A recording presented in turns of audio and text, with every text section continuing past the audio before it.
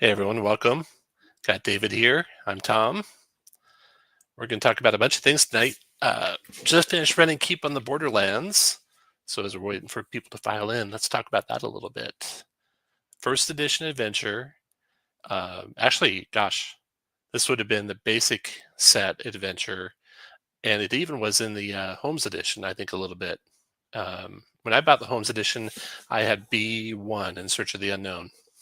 So I didn't get Keep on the Borderlands and only played it when a friend had a copy. What was your introduction, David, to Keep on the Borderlands?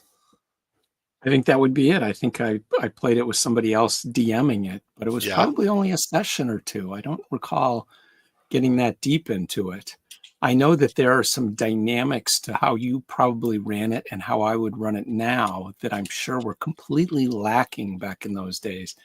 Because when I originally played it, no matter how much of a clamor you made in one room, it was not going to alert anyone right next door. right. So there wasn't that sort of tension that you would get, I'm sure, if Gary had run it or if one of us had run it now, Yeah, where you want to avoid raising a ruckus that could cause creatures to come in and attack or otherwise complicate your predicament. And also, back then, we wouldn't have really leaned into the factional play where you've got that fistful of dollars dynamic that can emerge from playing the adventure, where you meet different factions and can potentially play them against each other or ally with one and get it or get information with one and that kind of thing. yeah, yeah. It really lends itself to all of that. The party I ran played it pretty straightforward. In the end of the adventure, they were, um, questioning some of the end creatures that were there to kind of wrap it up. And it's got a pretty satisfying ending to it, pretty fun ending, pretty difficult ending for sure. Um, the big bad monsters, they didn't see the big bad classic two monsters. If you've played it, you know what they are, till they were at third level. So those weren't too tough. But that adventure is written so you could just walk into any cave. You could walk into the cave with a creature way overpowered for you, and you learn quickly to run or make new characters. It definitely has that going for it. I It was written for, like, gosh, I think it said 6 to 9 characters, so like 7.5 characters on average. And of course, I'm running with 5, so I took like 2/3 of the creatures that were there, and 2/3 of the treasure that was there. So um, that made it a little bit less dangerous for a party of 5. But nevertheless, let's see, we lost one character, I think. One character and one NPC died during the 4 sessions, which is really good for them. They did good at that. There's some, chances for double crossing happening with NPCs. You got the classic. Um, I don't want to give it away, but spoiler alert: maiden in prison that you don't want to rescue.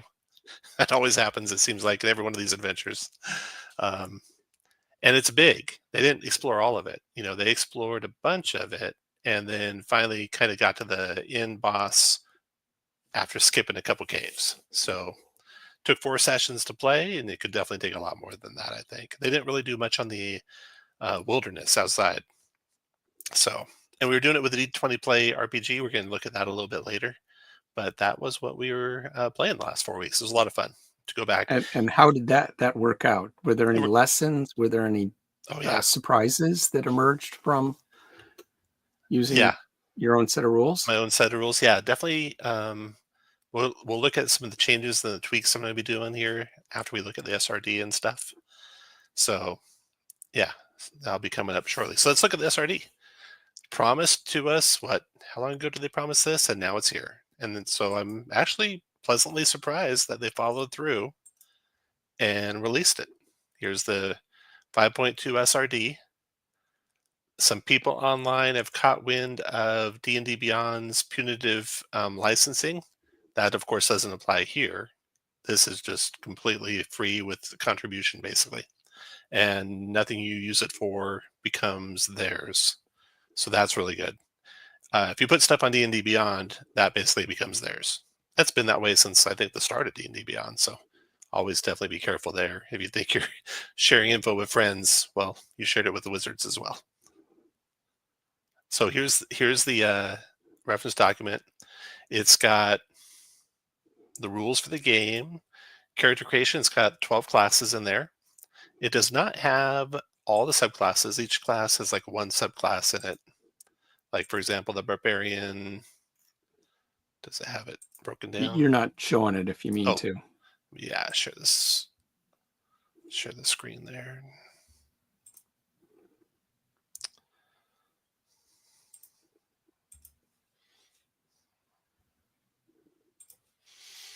Hey Kevlar, how you doing? Just looking at the SRD, sharing it now. Okay, so here's the SRD. System reference document 5.2 has playing the game. Basically, I think the whole section from the start of the player's handbook. I got some ideas for damage and dying that we're going to look at. That works in 5th edition too, about death and being unconscious and recovering from dying. So that'll be fun to look at. And you can throw it right into your 5e game. They have the classes, all 12 base classes that are in the player's handbook, one subclass each. So Berserker, College of Lore on the Barbarian, College of Life on the Cleric, etc. Character origins, they just have a few backgrounds. And the one they really need is just the make your own background, because these are a big sticking point with 2024 D&D, a big, I think, mistake that they made. But if you just use build your own, no worries there. They have Acolyte, Criminal, Sage, and Soldier. That is not a lot of backgrounds. Not a lot. Character species, looks like it's all the ones in the player's handbook, I think. Got Dragonborn, Dwarf, Elf, Gnome, Goliath, Halfling, Human, Orc, and Tiefling. And I think all the versions of each, like Tiefling's got multiple versions, right? They got all versions of Tiefling. Let's see if they have all versions of Elf. Elf. Yep, all versions of Elf built in. Hey, Cade. Yeah, not many backgrounds. Never played Keep on the Borderlands. Oh, and one of the reasons why I played it too is because they're coming out with Heroes on the Borderlands real soon, right? I want to get a good compare and contrast to how that plays. Let me pull up the original text for Keep on the Borderlands, because it is, with all those old adventures, rough. Keep on the Borderlands and Search for the Unknown. No, don't want that one. Question, did you say custom background is included? It is not. I did not see it in there. But let me do a check. I'll get back to Keep on the Borderland in a second. Or maybe I'll stay focused and get it done here. Keep on the Borderlands. Here we go.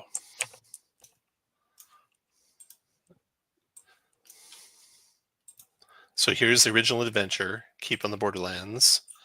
And if you look at the text for some areas, you got this wall of text, right? And somewhere in like 55 here, there will be important things that you need to know right away.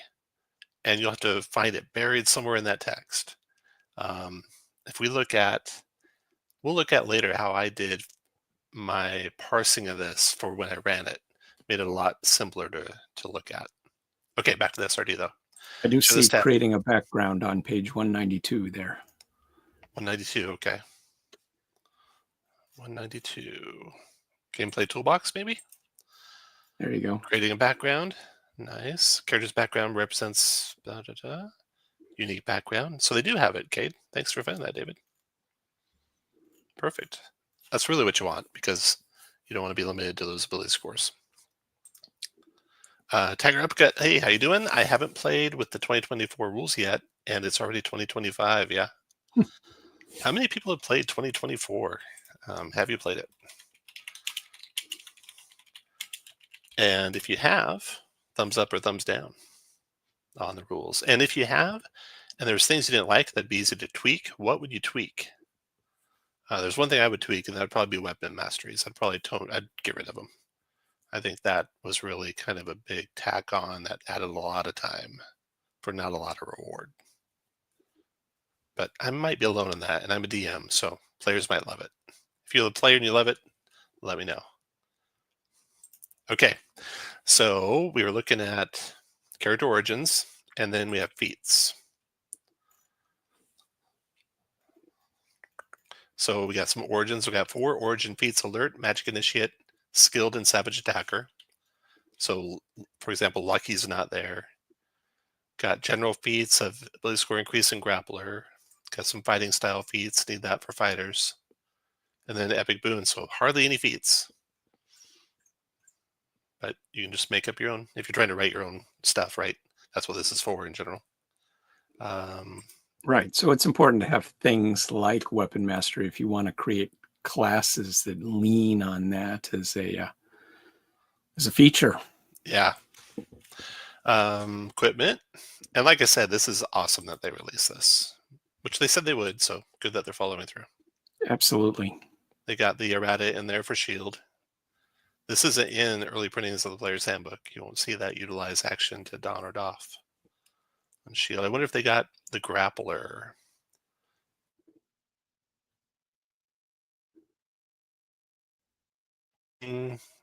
Costing extra movement. Yeah, there you go. They did. This used to say you don't move at half speed if you're moving a creature, and they changed that to you don't have to spend extra movement. So that's good.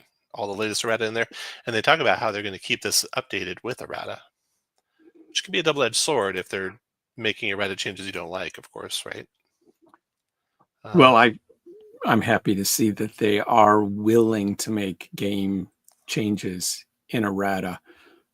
From 2014 to 2024, the only game mechanical change that I'm aware of that they made in errata, and there wasn't just a sort of a rephrasing, was Healing Spirit. They changed the damage die formula.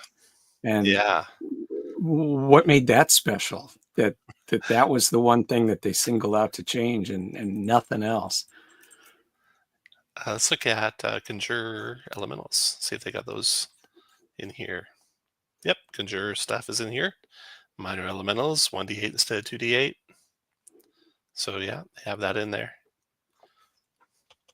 Let's catch up on some questions. Mauricio, haven't seen you play in a game for a while. Mauricio, he's played a bunch of games I've run. DMing 2024 players are now 7th level. Masteries were relevant in the first 4 levels. They seem to have forgotten about them since. That's interesting. We're playing at 17th level now, David? And Yeah. masteries. It's interesting. They really rule the table for one player, but he is so much better at them that he overshadows anyone else's masteries, right? So the character that's got a bow that can slow someone down just never bothers to say it because the other character's already done it and done it better. So that's an interesting side effect there. I have mixed feelings about masteries. I do like how they make melee attackers better generally because they tend to be superior to the ranged weapon masteries. Finishing up a campaign first, then are you going to switch to the new rules? Cade, my experience with mastery, my more experienced power gamers use masteries. My less experienced players just don't think about it, and that's fine too. Oh yes, the Healing Spirit conga line, the bane of many GMs. Yeah, I house ruled Healing Spirit day one because it was so obviously broken. And I was playing Adventure League, so I had to house rule in a way that was more like this is how I interpret it, because you can't make rule changes in Adventures League. So I had to rely on the fact that you can only do so many free actions in a round, which is kind of a semi-written rule. So I did that. That's fair. Yeah. I mean, you can't be everywhere all the time and always thinking about every single character walking through your conga line in every 6 seconds while you're also fighting something. Okay. Back to the SRD. So we're down to spells. It looks like they got most spells in here. Then we come down to rules glossary. They got that in here. It doesn't break it out in their index. Then the gameplay toolbox, which has got travel pace, creating a background, curses and magic conditions. Well, trivia there's no diseases in this version of D&D. There's only magical conditions. Or not curses, diseases. And they're called magical contagions. Like there's sewer plague is an example. Sight rot is another example. Fear, mental stress, poisons, traps, combat encounters. So here's their XP budget for combat encounters. We're going to look at my XP budget for the d20play RPG later, so stick around for that. I really like Sly Flourish's method more than the Dungeon Master's Guide method. And Sly Flourish did a video comparing the two. And they're pretty aligned. There's just corner cases where they differ. Magic items, A to Z, lots of different magic items. So let's go to monsters and see if they have like things like a beholder. Would a beholder be in here? I think I know the answer to that one, Tom. I think no. No beholder. That's proprietary. What else is proprietary for them? A flump? Mind flayers. Mind flayers. Let's see. You won't see those either. Maybe carrion crawlers, another one that you won't see. No mind flayers, right? Carrion crawlers. No carrion crawlers. So you have the, the weird new 2025 Monster Manual order of stuff. You got devils kind of mixed all around. You got demons mixed all around. You got dragons mixed all around. And here, this copper dragon is with copper. It's an order by copper. But David got something interesting. If you go to the table of contents, the order of the dragons are by their age, which is really dumb. But I guess if you find one of the dragons, you can find all the rest by that type. Like if you go to 265, it'll be all the brasses will be together. But you can't go find brass. It's not there. I would first search for dragon. Yeah. Nope. Next search for brass. Nope. Finally, adult. There you go. That's where it is. Man, sorry if I'm ill-informed, but Greyhawk is the new 2024 Wizard of the Coast default setting, or no? It was their sample setting, right? They use this as a sample for the Dungeon Master's Guide, but I think they're going to put most of their effort on future books on Forgotten Realms, although that's not the first books that'll come out. I think Eberron's the first one to come out with an update.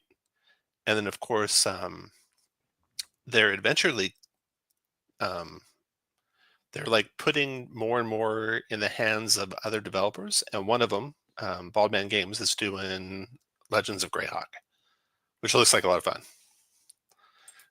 Giths. I don't know if Giths are in there. That's a good question. Let's take a look at Giths. I think that Wizards of the Coast claims Githyanki as part of their own IP. Yep. Which is sort of ironic because George R.R. Martin came up with the name, and then it was swiped by Charles Stross, another author, and ended up in the Theme Folio. Martin? And now, George R.R. Martin? Correct. There was a story that he wrote where the mysterious, shadowy creatures on the alien world that were menacing the characters were Githyanki. They didn't resemble the Githyanki in the Fiend Folio all that much, but the name came from that. I did not know he was that old. I thought he was younger than that. So you got your demons all mixed in here, of course. Everything's all mixed together. But a big selection of creatures, for sure. Lots of stuff there you can use to write adventures that are yours, that no one else owns, and then you can add to it. I think Teos Abadia did a real good video recently, like today, or maybe the day before, about the different types of licenses that you can get, right? So this is under the system reference document. And if you wanted to grab creatures from other books, you might have to use something from the OGL or some other type of license to be able to use those assets in a product. So he goes into a deep dive of it. I definitely suggest checking out his video on that. Any other thoughts on the SRD, David? No, all good. Welcome to see it. All right. Arcane Addict, the success of BG3 sealed the popularity of Forgotten Realms. Yeah, I'd say so. That definitely helped. Kevlar, thanks. I've been kicking the tires on so many other systems. I've fallen off a bit on the official D&D product set. What have you been trying out, Kevlar? I've been trying a bunch of different ones too.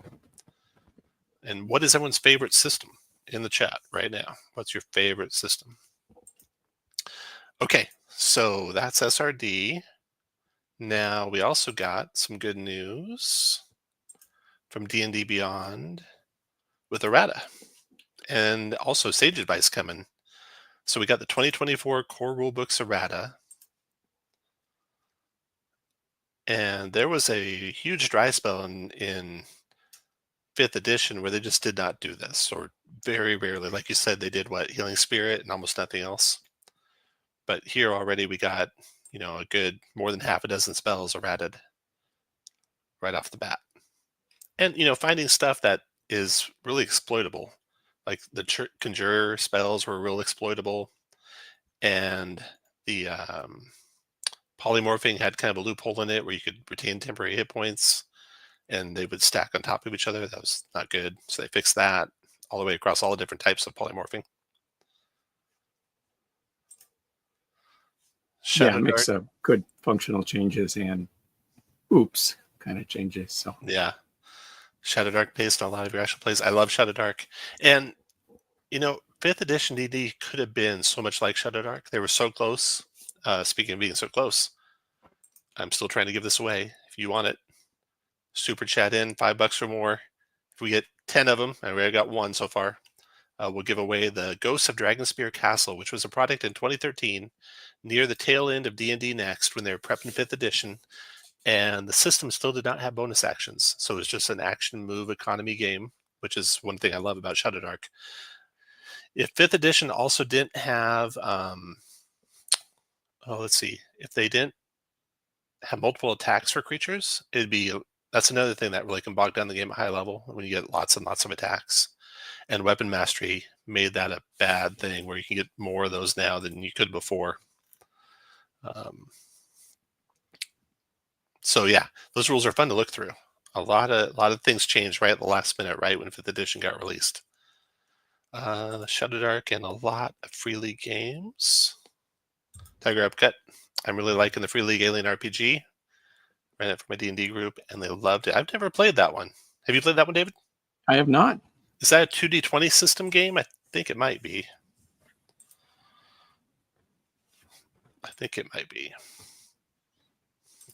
All right. So we got the errata. That's good news. So let's look at the stuff in d20play. I'm going to have to stop sharing that. Share Word file. There we go. Awesome. Okay. I'm going to kind of go through the changes that I made to the draft document where next time I play, it's going to be version 0.1.5. So I share this with players, when you sign up to play a game. I'm not sure what I'm going to run next. I could run B1. I could run the Giant Adventure. I'm still kind of a little bit up in the air what I'm going to run. I've been trying to codify how to, what's your role as a player and how do you go really fast in combat and really have a fast-paced game. And really, I think the key is that you're immersed in your character and you're role-playing your character. And that's kind of all you're doing.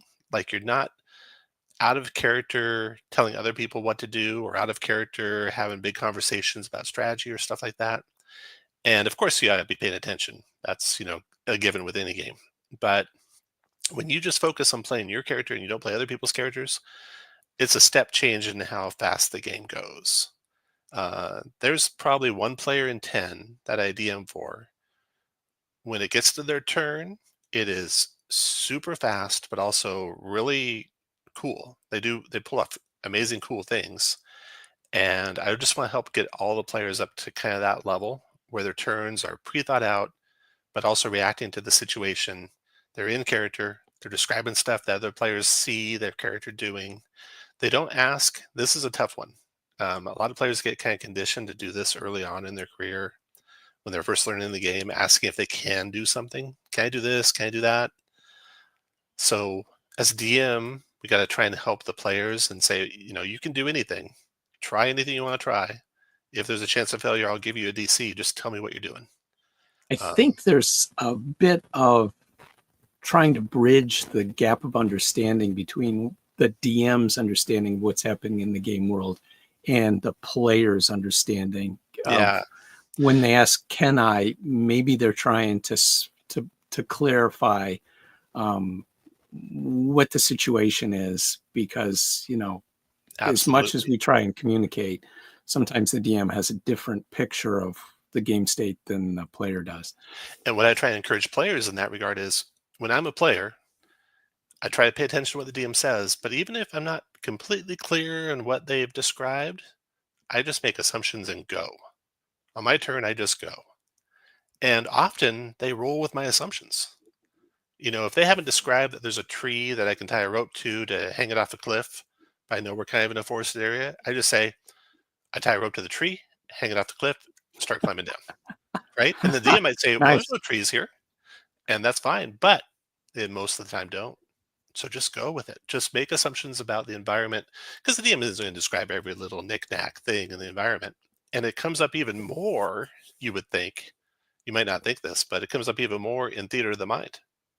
Oh, I absolutely. see theater of the mind 100%. bogged down like crazy when players ask every little detailed question about stuff.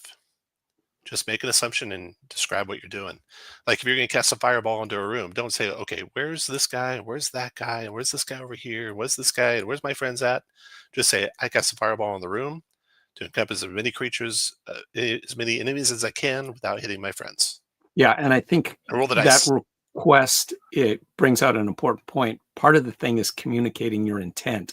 Yeah. My intent with this fireball is to hit as many creatures as I can without hitting any of my allies. And then sort of the DM, who's got the clearest picture of the situation, can figure out the details of how to make that intent happen. Yeah. And it just leads to cool stuff. So um, instead of asking, can I, describe what you're doing. If there's a chance of failure, the GM will let you know. If you need more info to decide your path of action, describe it as if what you're needing the info for. So, like, if you don't know how wide the chasm is, you don't say, can I jump across the chasm? You can say, I estimate the distance across the chasm. And the DM will tell you what it is. And then you say, I run and jump across the chasm. Instead of kind of like, there's this negotiation that quite often happens. And if you watch actual plays, including mine, and I try to do these things more and more and less and get better and better at it, but turns often devolve down into a negotiation before the turn even starts. What's the chance of doing this? What's the chance of doing that? Just try it. Just try it. Go for it.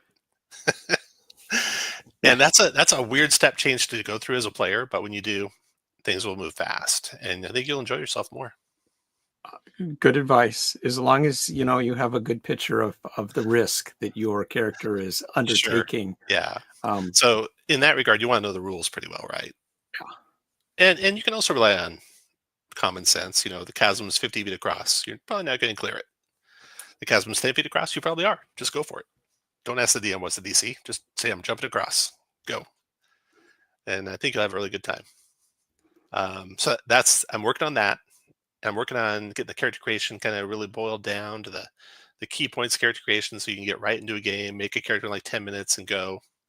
Um, Now let's look at some class changes that have come about.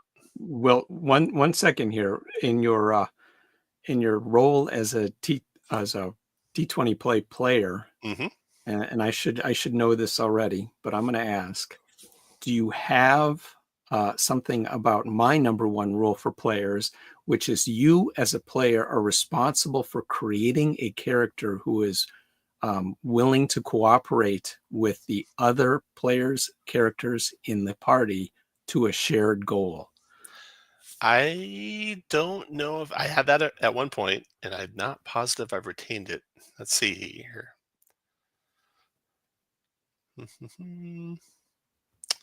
I have not. That's a good thing for me to put back in. I forget where I pulled it out. I have contribute to everyone's enjoyment, and that's where it would go. Really, it's like Okay, there's a fair little bit of enough. suspension of what you're going to play, right? You're not going to play a character that just kills everyone. Well, All the other we've all characters. had that person at the We table have, yeah. who what their character would do would either not cooperate, be Hmm. disruptive, or kill everyone else and rob them. Yeah, And just because that's what their character would do, um, doesn't contribute to everyone's enjoyment for sure. it means that they made the wrong character. Right, right.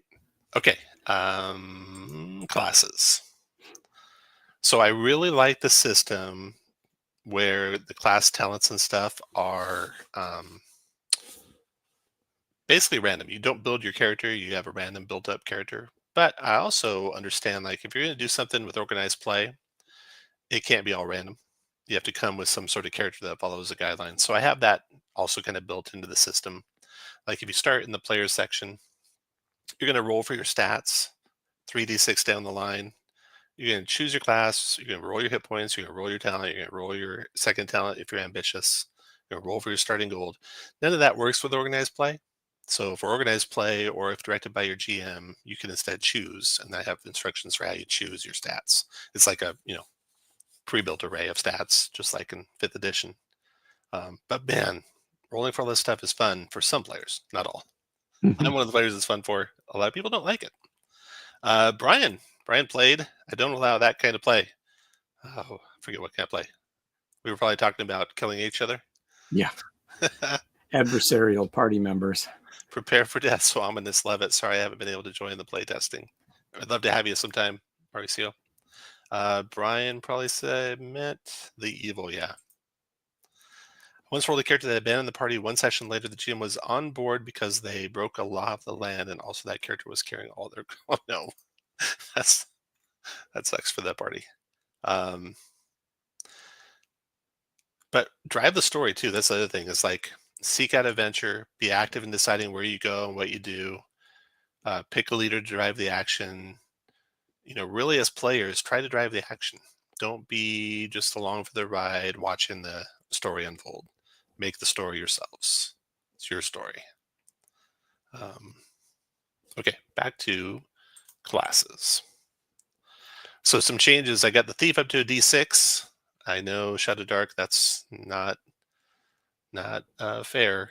I also am changing the thief around to do backstabbing with advantage, and I have flanking in there, so they'll be able to do the flanking extra damage. I also put sneaky. If they start their turn hidden, they do start their turn hidden if they have full cover from all enemies. So you don't have to take an action to go hide somewhere. Actually, let's go back to fighter. So fighter looks a lot like Shadow Dark. I do have saving throws, and we'll look at spells in a little bit. D8 per level for hit points, advantage on saving throws, carry extra gear. Weapon Master, I did that to all weapons rather than picking one, because I don't like the idea of being specialized in only one, and then if you find a magic weapon that's not your weapon, you just don't want it. So I've just made it all. Makes sense. Yeah, and then random talents. So I have the random talents where you're rolling a d20, but also if you're picking them, there's a certain level required to pick them. So they kind of just go from the bottom up. And the one kind of major thing I added was some stuff that are like weapon masteries, but you can do it all the time.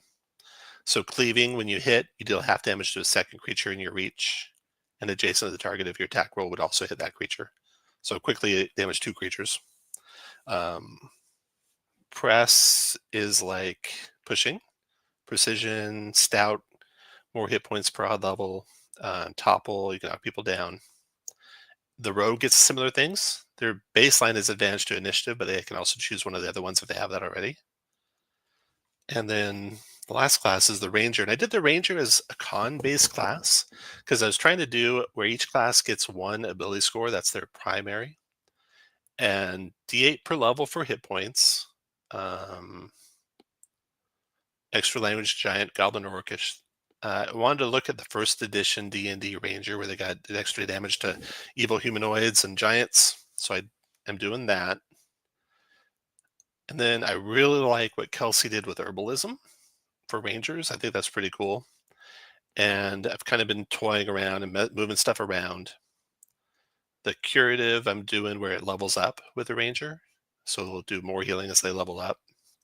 And then I added like a visionary where they take some sort of trip, given the special herbs that they use.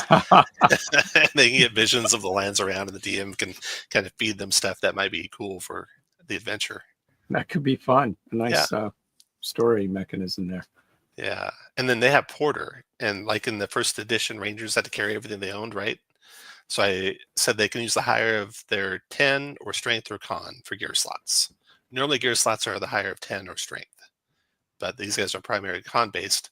They also use con for herbalism. And then they're not going to be as good at fighting as a fighter. They don't get the +1 to everything all the time. So they won't have that. There's that one. Now, for Wizard, I had an idea for Wizard where if you have a spell book with you, you can consult your spell book for a spell, which takes an action. Then on your next turn, you cast that spell and you do so with advantage. As a mechanism for what makes spellbooks matter in this game, even though they don't really matter in this game, right? Because wizards just know spells. Yeah. And the way I think Shadow Dark has it is wizards can scribe scrolls into their known spells. Scrolls can become known spells. That's difficult with an organized play setting where you need to kind of balance the treasure creatures have. So that's my idea there for spell books. And then balancing wizard spells known. And here's a big change. So I had been toying around with the play test. I've used the 0 level spells like cantrips in D&D, but instead I've taken all those and upped their power, and so there's just more first level spells now. So it's just spell levels 1 through. I added one more spell level spells 1 through 6, and we'll look at some of those spells here in a minute. Oh, here we go. What does the talent roll 20 for Bard mean where it says picking the other class's talent? Is that base or random talent? Oh, good question. I had envisioned it being a random talent, not a base talent. So I need to clarify that. I get lots of good questions when I run these playtests. I can see why playtests are a good idea. Thanks a lot, Brian. It was a lot of fun having you. Okay. So that's Wizard. Priest, pretty straightforward. Nothing too different with priests. Although I did up their hit dice to D8. And then Bard, what did I do with Bard? Oh, a new thing I'm going to try is Inspire. So you know the Inspiring Call, that's a spell. So I made their inspiration a spell. I had it where you could do it once per hour. It doesn't count towards your known spells. And that spell we'll look at here in a second what it does. Let's jump to spells real quick, then I'll come back. So you can see the spell lists here for Bard and Priest. And then Wizard's got quite a few level 1 spells, you can see. And a lot of them will look familiar. So like for Acid Splash, that's an example of what used to be a cantrip, right? And used to do no damage if you saved. Now they're all going to do half damage if you save. And it's another one. And since all these spells are roll to retain instead of roll to cast, like Shadow Dark uses, they are all getting saving throws. So they're not as quite as potent as Shadow Dark is. Because Shadow Dark, you don't get a save versus Fireball, you just take the Fireball. But I kind of like putting that in the hands of the player so they can have some way to resist that type of stuff. So doing that. Another thing you can see with a lot of these spells that I just tried with this latest playtest is they have ongoing numbers. So instead of tracking 1 hour for like our torches, we would do an ongoing duration roll every 15 minutes. And if you rolled a 6 or higher, your torch kept burning, or this gaseous form spell kept going. And that averages 1 hour for duration, but it makes it random. You don't know when it's going to go out necessarily. And if it happens right in the middle of combat, it can be, devastating. No concentration, no materials or focus, no verbal. Is silence a spell? Good question. Silence is a spell. And That's right. We don't say anything about you have to be able to speak out loud to casting these spells. So that's a good point. Need to look at Mauricio for sure.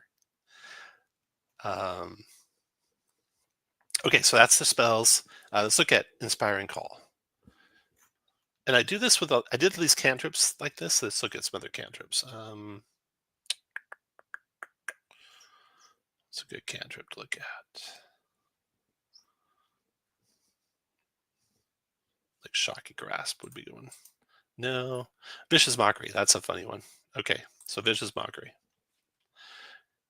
You inflict D8 psychic damage. They get a charisma save to have it. They have disadvantage if their most recent check, attack, or save failed. So you're mocking them after they failed a check, attack, or a save. And they have disadvantage on their saving throw.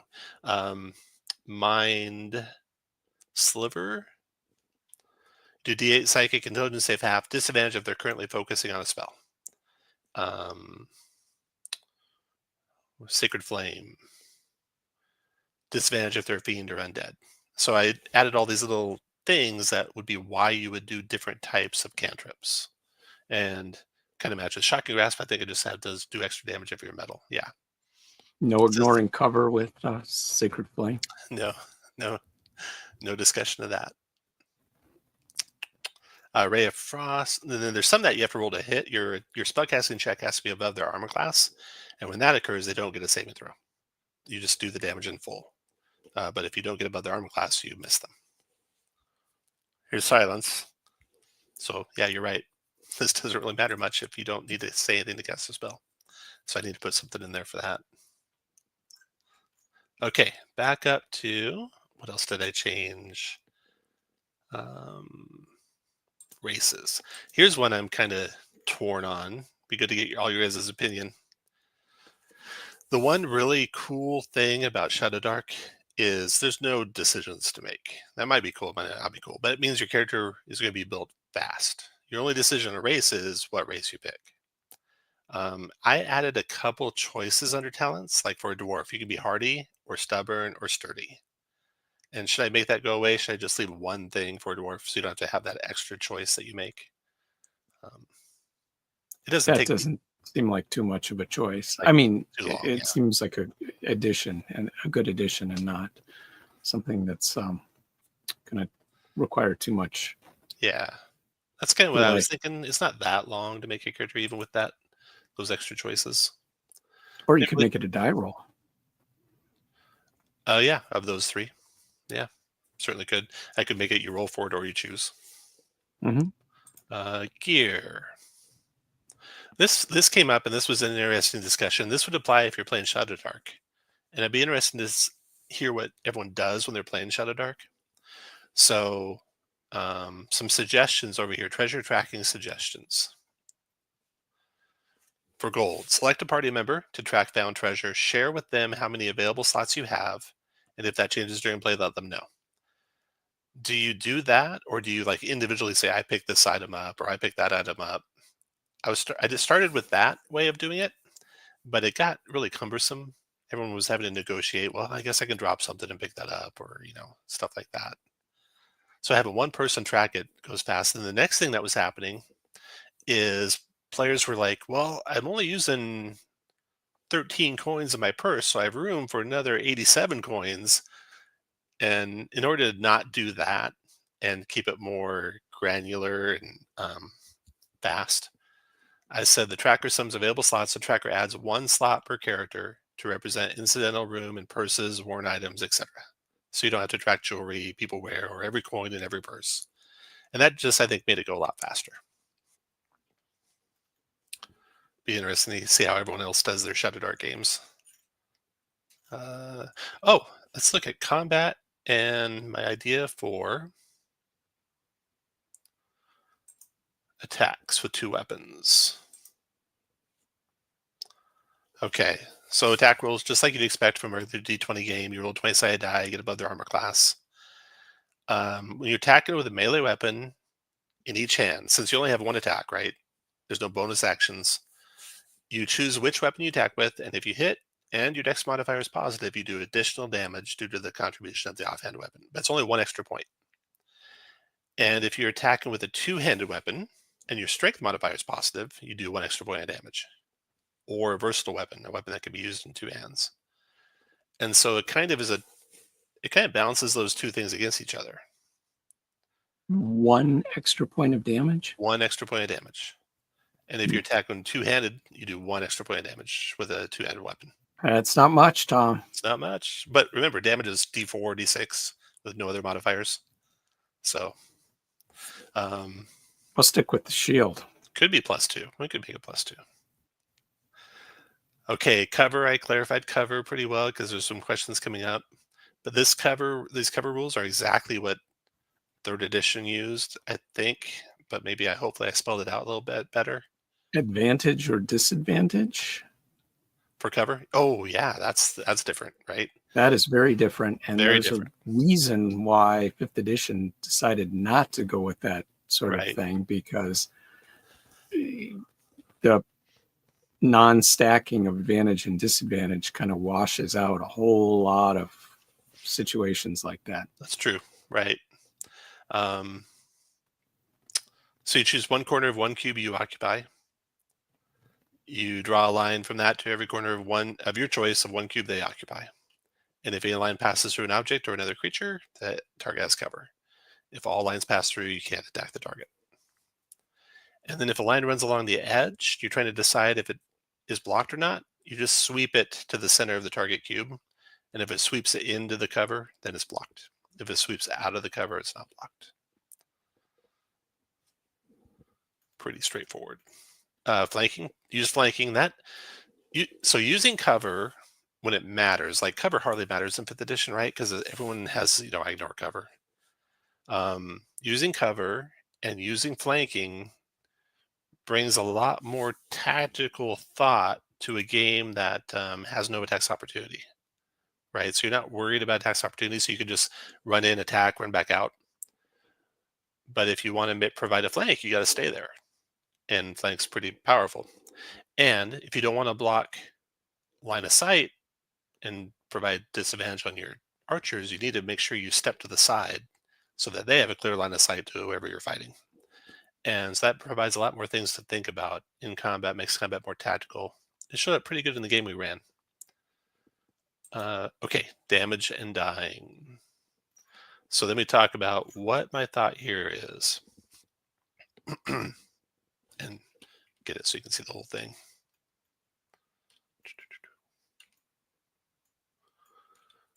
Might be too small to read once you see the whole thing. But, okay, so there's a little dichotomy in 5th edition where if you hit someone hard enough that you have a chance of killing them, they go unconscious and they start making death saves. And they can roll a 20 and regain consciousness. But if you hit them lighter, so you just knock them out, they can never regain consciousness. And I didn't really like that. So I was trying to think of how do I make it where you do both of those things at the same time? You're kind of tracking on them at the same time and they kind of overlap a little bit. So here's what I have. It's basically the 5th edition rules with a little bit extra thrown in for consciousness. So you're reduced to 0 hit points, you are knocked unconscious, and unless they just try to knock you out, you're also unstable. So you're making those death saves to not die. And then if you're healed above 0, you regain unconsciousness and unstable both end. So while you're at 0, you may drift in and out of consciousness, and you may die, as described below. So death and awaken saves. When you are at 0 hit points at the start of your turn, you make a death save, which is a con save. I might go back to being a non-typed save. I don't know. I might keep it a con save. Might be on type save. Brian asked if you miss because of cover. Do you hit the cover? I haven't decided on that. Right now, no, you don't. Okay, so you roll nat 20, you regain a hit point. So you're safe. You're out. If you roll 15 or higher, your unconsciousness ends. So now you can act. And drink a potion, which would probably be cast a spell. The most likely action. Yeah. Something to heal yourself. Yeah. If you might still be unstable though. Even though you're conscious, you might be still unstable. So that's why you'd want to drink the potion, get up to 1 hit point. You either mark a successful death save. If it's your 3rd, your unstable ends. Which means you're at 0 hit points, right? In D&D, and therefore you're done. You can't act until someone heals you. But now you can regain consciousness. And the same if you get knocked out, you can regain consciousness even if someone knocked you out. 10 or higher is just like 5th edition. If you're unstable, you mark it as a successful death save. If it's your third, your unstable ends. 9 or lower, just like before, you mark a failed death save. Now 5 or lower, you become unconscious. So if somehow you regain consciousness, now when you roll a death save at the start of your turn, you go back to unconscious. And just like before, a failed death save. And then in that one, 2 failed death saves. So just kind of overlaps that conscious unconscious condition that can kind of go in and out. Might give you an opportunity to heal yourself if you get a 15 or higher, or get out of dodge if you need to run for it. And if someone just knocks you out with a pommel of their sword, you might regain consciousness. Just like if they cut your arm off with the sword, you might regain consciousness. So I didn't try that yet. I'm looking forward to trying that. Everything else is the same as 5th edition. Additional damage, instant death, all basically 5th edition. I have one extra catch here where you have to get to -10 to have instant death, since a lot of d20 play or Shadow Dark characters have less than 10 hit points. And if you have 2 hit points and -2 kills you outright, it won't be a long life for you. These are more forgiving than 5th edition or Shadow Dark. I had no idea you were such a cupcake. I just like the idea of being able to act. But here's the thing. That's a double-edged sword, right? I see a lot of systems saying, well, like Draw Steel does this. You can keep acting until you're -1.5 times your hit points, right? Or -half your hit points. But the problem is there's no built-in cushion for getting knocked unconscious and people ignoring you. They keep fighting you and keep attacking you because you're still up until you're just completely dead. Yeah. Whereas 5th edition always gave you a stop where it's like, okay, everyone goes down, combat's over, 50-50 chance everyone lives. And when you have systems that you fight to the bitter end, you don't get that. And so I wanted to retain that because my earlier playtest that I was doing, it was you were always conscious. You could always act. You were just dazed, acting at half speed and disadvantage on your actions, but you could always act. And I realized that can really get you in trouble. It can get players in trouble when they can always act, because they'll fight till they're actually truly dead. All right, so that was the drop into 0. Still got morale. See here, social interaction. So not the full up, draw, steal, social interaction. I kind of leave room for it. You can attempt to influence creatures to take specific actions. If they're willing, they'll do it. If they're not willing, they won't. If they're hesitant, you have to convince them. And if it's not clear if you're convincing, the GM may call for a check or checks. So this is basically, from here down, is what Draw Steal does in exhausting detail about how you make those extra checks, how you get them convinced, how you go from hesitant to multiple levels of willing, or hesitant to multiple levels of unwilling. And it's pretty neat. It's just maybe more than I think it needs to be. I've never, despite it sort of being fashionable to say, well, gosh, we need interaction rules that are as toothy as the combat rules, or we need exploration rules that have the same crunch as the combat rules. I've never felt that need, and maybe that's because I've been playing for a long time and I've never seen that sort of mechanical weight behind those parts of the game. But I think it's just absolutely fine to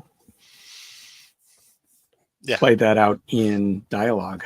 Yeah, I agree. Pretty straightforward stuff there. Okay, so let's see. Initiative, combat round, all the movement stuff's what you'd expect. I tried to simplify jumping. You can high jump to reach 10 feet. You can long jump to clear 10 feet. If you want to do more than that, there's a check involved. Pretty simple. Everything else is pretty standard stuff there. Let's look at downtime. So this was fun, I thought, although everyone rolled horribly on their downtime rolls. So with downtime, of course, you have carousing, which is, one of my favorite things with Shadow Dark was carousing. And then I looked back at the DMG and it's been there all the time. And I'm like, how come I never use carousing? It's because they didn't really have necessarily as cool outcomes as Shadow Dark did. And the other thing Shadow Dark does is it gives you XPs for grousing, which I don't know how I'm going to do all that yet. I'm not really an XP tracker. I just say you play a couple sessions, you go up a level, which might be, I might be excommunicated from playing games like Shadow Dark if I say that. I admit that. Um, but this grousing was a lot of fun. And it made a lot of turnover on equipment because the players kept rolling horribly. So you can spend a few drinks, you can have a rousing party, you can have an epic night. You're just spending different levels of gold. And then if there's like multiple results, you'll take the first or the mid or the last, depending on how much gold you spent. So if you rolled a 1, you're teleported, and these are just all ideas you kind of fill the story in on your own as a player. You're teleported or press ganged or shunted or gated to a far realm. You miss the next 2, 1, or 0 game sessions before you can escape, bribe your way out, trek home, etc. You also lose 50% of your wealth and equipment chosen randomly. So I had in I think 6 players that did grousing, 4 of them rolled 2s, which is 40% Wow. of your wealth gone. And I've run the stats on this, and it comes out slightly like you shouldn't do it, which gambling should be, right? It's slightly like you shouldn't do it, but there's some really good rewards that you could get. I think you want to make it so it's a plus to do the carousing downtime activity. People love it. They're going for it, Okay. even though it's dangerous. It's the deck of many things Yeah, phenomenon. you could win, 6,000 gold defeating a noble or a pirate in a drinking contest. You can learn a new skill or craft a language.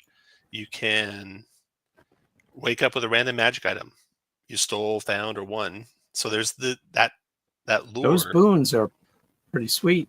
Yeah. And then it's just a little bit on the worst side, which gambling should be. You shouldn't come out ahead if you're a gambler, but it's fun. So okay, the other idea is that you can spend your gold doing all of these other things. So you can craft, if you have a crafting proficiency, a single item for half its cost. You can research, consulting a sage or obscure tomes, etc. To get an answer, the GM will determine appropriate answers, which are true half the time. I might raise that percentage. You can learn. So then skills and crafts and languages, you get those mostly from your class and 1 from your background. One thing that your background does, you get. And what I'm saying is you can add up to 3 more by spending gold on them to learn a skill or learn a craft or learn a language. And you can replace them. So say you learn a language of Draconic, and then next thing you want to do is you want to go to the 9 hells, you want to learn Infernal. You can replace the Draconic by spending another 1,000 gold. So these are all ways for players to like sink gold but provide benefits. Training. You train your physical or mental stats, increasing 1 stat by 2 for the next session and only the next session. And so you can spend a lot of gold doing that all the time. You can work and just, get a little bit of gold. You can rule whatever domain you have and get some of the value of that domain back. Your castles or temples or etc. And let's see. That is most of the changes I've made. I've got monsters, pretty much every monster from B1 and B2 statted out, and from Tomb on the Borderlands, and then I might look at a couple other low-level adventures to have monsters all statted out in there. So when I put this up for free to, anyone who wants to play it, they'll be able to run all those old classic adventures with it. Have you found any thoughts or surprises as you've been converting these monsters to Yeah, so I'm trying to think of how to do monsters. It's a delicate balance in Shadow Dark, right? Where monsters seem to sometimes drop too fast or too easily locked down. And so I've been working on what system would I use for like legendary actions. So I like the idea that Draw Steel does, where if a monster does shed something that the player's done to it, it does some damage to the monster. So the players are making progress. It's not like a legendary resistance where it's just like Oh, nope, you did nothing. So I'm toying with that, like legendary for a dragon, twice per day, spend 8 hit points, which is 1/10 of their total hit points, to end an effect on you.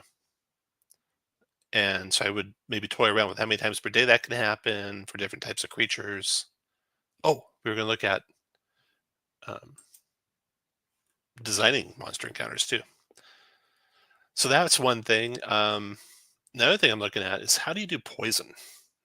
Poison is a weird thing, right? Because poison in reality doesn't take effect very fast. Yeah. Very few poisons are instantaneous. Um, snake. Oh, let's do Medusa. Medusa, there she is. So I've been toying around with it doing like some amount of your max hit points, or I might set a set number for the creature that's doing it. So a Medusa maybe does 8 hit points per round, like equal to their level. So the target, once they're poisoned, if they fail their save, they're dazed, and they're going to take some hit points every round. And if that poison damage ever gets them down to 0, they die. As opposed to they just, save or die. Or as opposed to save or take a chunk of damage. I want it to be something that's ongoing. It's way too rapid for real poison, but at least it has some game effect or game mechanic to it. Fair enough. Yeah. So there's that. Okay, so designing encounters. Of course, encounters should be based on the site they're exploring or the adventure region they're in, or something like that in theory. And hopefully they're going to some location appropriate to their level. And you want to spread some deadly encounters and some threatening encounters around in that whatever site they're exploring. And then just using basically a system like Sly Flourishes, you just total up the PC levels and give it a multiplier. And that's the total levels of monsters they should face for the deadly threshold or the deadly encounter. And then a lot of encounters should be less than that, and some encounters should be more than that in whatever region they're in. And this is the important thing right up front here. Deadly encounters are going to vary with player skill and party composition, right? A lot. They're going to vary, actually, probably even Yes. put a lot. Huge variance based on that. So the following suggestions assume what are they assuming? Moderate skill, balanced party, and then just up or down for novices or experts. Novices, I might start at half these levels, because you get together and you're playing at a convention with players that have never played before together, don't know each other's characters. Some of them are brand new. They can't take on half of what a, a skilled group of adventurers that know each other's characters can take on. Maybe not even a third. That might be more true with D&D than it is with this game. Absolutely, you're right, David. Because D&D has so many synergies, right? And Right. so many triggered type abilities that players might miss. I've got a video on it though, and Focus Fire alone can make a difference of almost 2. And Absolutely. you see players not focus fire at conventions when they don't know each other, and even when they do, often they don't focus fire, um, and so that is almost a factor of 2 all by itself. So anyway, real simple. You can just total up the monster levels. And monsters in Shadow Dark have a level 2 for this guy. Just total up. If you're third level characters and there's 5 of you, you got to face 4 of these things for it to be on the deadly threshold. And that's it. Pretty straightforward. Now, I have not play tested this very at all, hardly, right? So I don't know if these numbers, these multipliers here that I used are right. And that's the thing, you just adjust those multipliers for the quote moderately skilled balanced party.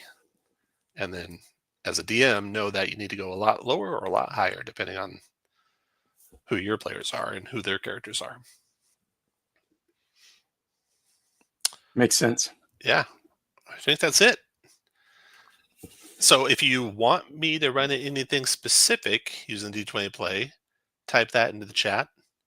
I'm thinking of B1 in Search of the Unknown. I'm thinking of Against the Giants. What else? I was kind of thinking maybe running Source of Victory's Shrine of the Jaguar Princess again, but using d20play for that. That's a great adventure. Just a fun adventure. It's an homage back to Hidden Shrine of Tomoe-chan, the C2 adventure, C1 adventure. I forget which adventure that one Yes. was. Yeah. And yeah, that's all I got. Anything else, Dave? That's all. Okay. Well, I will catch you guys all later. Bye, folks.